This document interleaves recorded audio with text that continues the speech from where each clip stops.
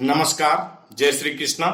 दर्शकों, आप सभी का एस्ट्रोवंशी चैनल में हार्दिक स्वागत और अभिनंदन है। आज मैं आपको सूर्य संक्रांति के बारे में जानकारी देना चाहता हूं कि सूर्य संक्रांति किसे कहते हैं।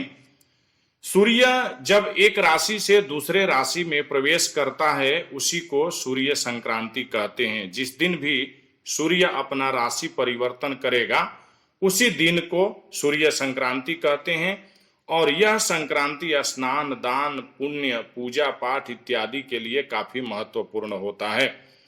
सूर्य मेष राशि से वृष राशि में 14 मई 2020 को प्रवेश कर रहा है शाम को, और यह 14 जून 2020 तक वृष राशि में रहेगा। तो आपके राशि के लिए कैसा फल देगा यह आपको जानना चाहिए।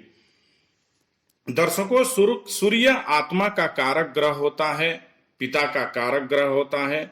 सूर्य आपके राशि में अच्छा हो या बुरा हो, वह अपने स्थिति व परिस्थिति के अनुसार फलदायक होता है।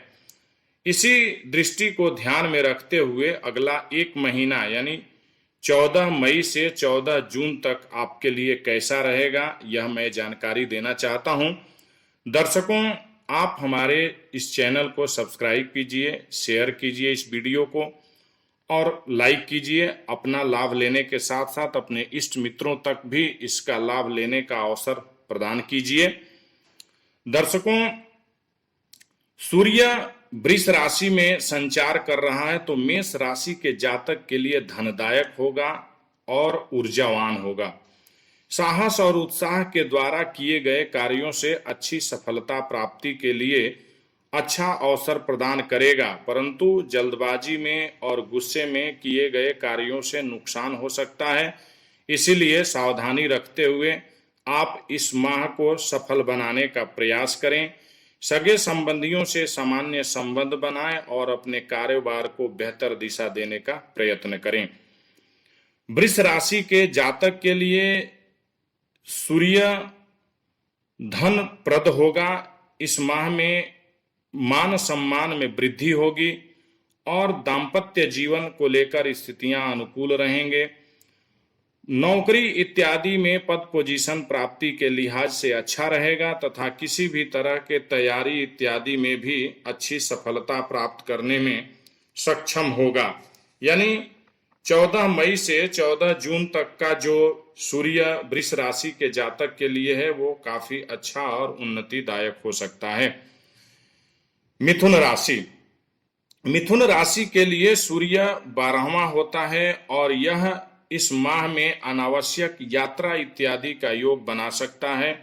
अनावश्यक गलत संगतियों के प्रभाव से आपके मान को हानि हो सकती है और पद पोजीशन में भी उन्नति में रुकावट और बाधाओं का सामना करना पड़ सकता है।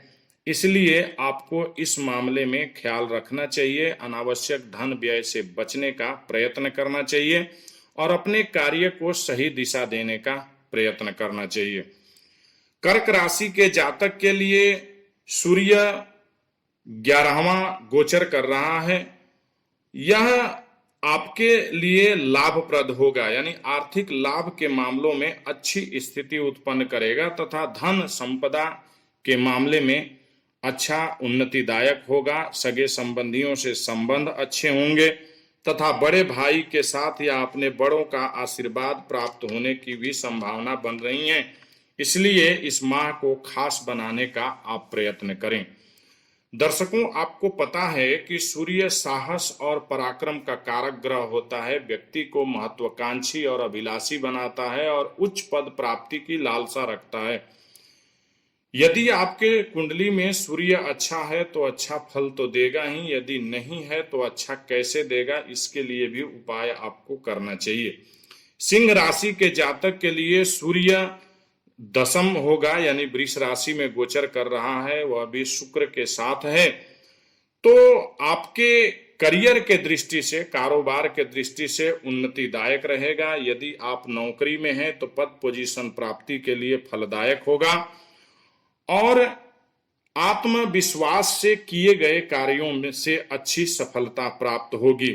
आपके पद पोजीशन को लेकर स्थितियां स्पष्ट होंगी और शिक्षा के मामले में तथा तैयारियों के दृष्टि से, सरकारी नौकरी इत्यादि के दृष्टि से फलदायक होगा।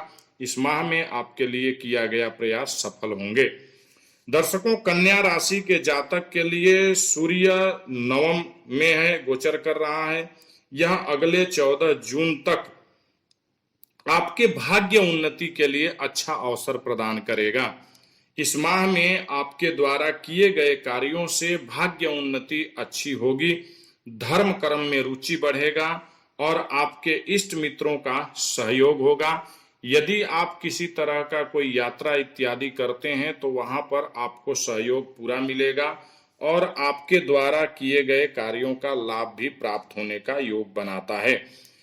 इसमें आपको अनावश्यक यात्राओं से बचने की आवश्यकता है तथा आपको धन व्यय इत्यादि के मामलों में भी थोड़ी सावधानी रखने की जरूरत है, क्योंकि किसी भी तरह के अनावश्यक धन व्यय इत्यादि होने की संभावना बढ़ सकती है। दर्शकों, तुला राशि के जातक के लिए सूर्य अष्टम होता है, यानी आपके आत्मविश्वास में कमी महसूस हो सकती है। आपके स्वास्थ्य को लेकर चिंताजनक स्थितियों का सामना करना पड़ सकता है। आपके अपने लोग ही आपसे दूर नजर आ सकते हैं। आपको समय पड़ने पर कोई सहयोग करने वाला नहीं होगा। आर्थिक मामलों में स्वयं का प्रयास आपको एक अच्छी दिशा दे सकता है तथा कारोबार के दृष्टि से स्थितियां सामान्य रहेंगी। अतः आप किसी दूसरे पर भरोसा न करते हुए स्वयं की प्रेरणा से आगे बढ़ने का प्रयत्न करें तो आपके लिए अच्छा होगा। वृश्चिक राशि के जातक के लिए सूर्य सप्तम होगा, जो वैवाहिक जीवन तथा बाहर की यात्रा इत्यादि के लिए प्रभावित होगा। इस माह में आपके दाम्पत्य जीवन को लेकर के स्थितियां तनावपूर्ण हो सकती हैं, परंतु ससुराल पक्ष के सहयोग से आपको उसका लाभ प्राप्त होने का योग बन रहा है। दर्शकों, धनु राशि के जातक के लिए सूर्य छठा होता है, जो शत्रु और रोग उत्पन्न कर सकता है, परंतु आपके आत्मविश्वास और उत्साह के कारण आप शत्रु और रोग दोनों को परास्त करने में सक्षम रहेंगे। आपके अपने जन यानी कि चाचा, ताऊ, मामा इत्यादि से संबंध आपके खराब हो सकते हैं, परंतु आपके भाग्य उन्नति के लिए अच्छा अवसर प्राप्त हो सकता है। यदि आपने कोई योजना इत्यादि बनाई है तो इस माह में सफल होगा। मकर राशि के जातक के लिए सूर्य पंचम होता है, जो प्रेम संबंध को लेकर के स्थितियां अनुकूल बनाता है।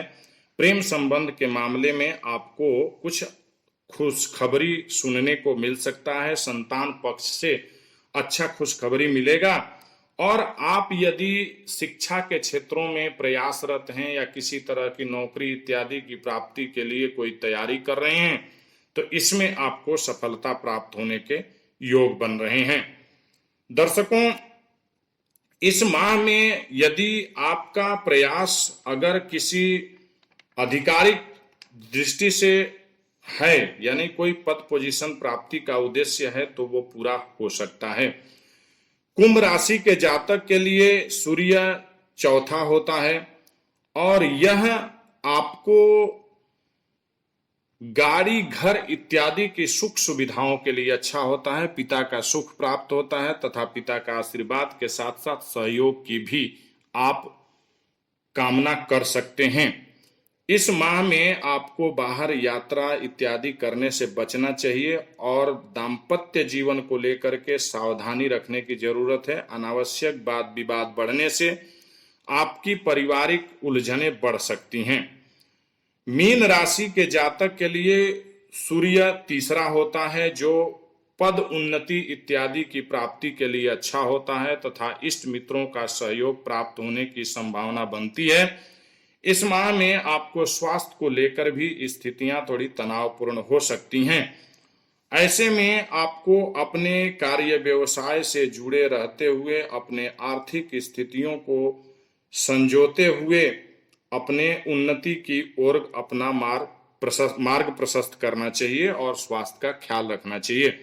तो दर्शकों, इस तरह से सूर्य संक्रांति यानी सूर्य का राशि परिवर्तन आपके अगले एक महीने के लिए इस तरह से फलदायक होंगे, इसका आप अवश्य ख्याल रखें। यदि आपके कुंडली में सूर्य कमजोर स्थिति में है तो आप सूर्य को रोज जल अवश्य दें और हो सके तो आदित्य हृदय स्तोत्र का पाठ इत्यादि करें।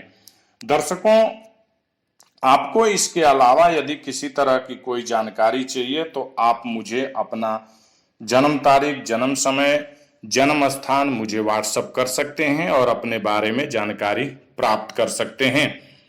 नमस्कार।